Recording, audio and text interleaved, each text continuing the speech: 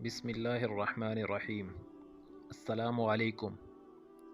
امی لقب صلی اللہ علیہ وآلہ وسلم۔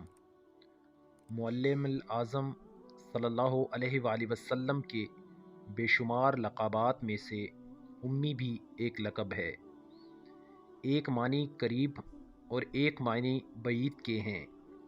قریب کے تو یہ ہیں کہ ان پڑھ، اور یہ اس لیے تسلیم کیے جاتے ہیں کہ مبلغ الاسلام نے کسی انسان سے لکھنا پڑھنا نہیں سیکھا، بلکہ خدا نے خود علم کے خزانے عطا فرمائے۔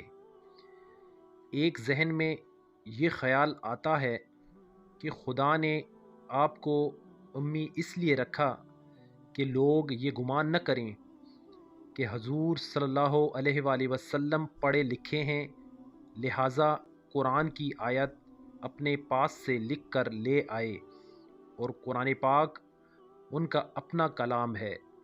تیسری بات یہ کہ کوئی انسان آپ صلی اللہ علیہ وآلہ وسلم کا استاد ہے، اس لیے خدا کو منظور نہ ہوا کہ بعد میں وہ استاد یہ کہے کہ نبی آخری الزماں صلی اللہ علیہ وآلہ وسلم تو میرے شاگرد ہیں اور میرا علم ان سے زیادہ ہے۔ بات یہ کہ جب آپ صلی اللہ علیہ وآلہ وسلم قرآن پاک کی تعلیمات کا درس دیں تو کوئی یہ نہ کہہ سکے کہ حضور صلی اللہ علیہ وآلہ وسلم نے سابق 3 آسمانی کتب سے یہ چوتھی کتاب مرتب کر لی ہے۔ پانچویں اور آخری بات یہ کہ رسول صلی اللہ علیہ وآلہ وسلم اور انبیاء تعظیم کرانے کے لیے پیدا ہوتے ہیں، نہ کہ تعظیم کرنے کے لیے۔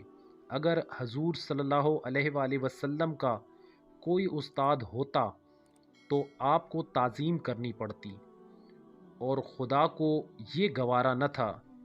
اس لیے بعد میں دوسرے معنی کو بعید کے ہیں، وہ یہ ہیں کہ ام القریٰ کی طرف سے نسبت ظاہر کی جا رہی ہے کیونکہ یہ مکہ مکرمہ کا لقب ہے۔ یہ بات کچھ زیادہ مستند نہیں دکھائی دیتی، البتہ پہلے معنی اچھے اور مؤثر دکھائی دیتے ہیں۔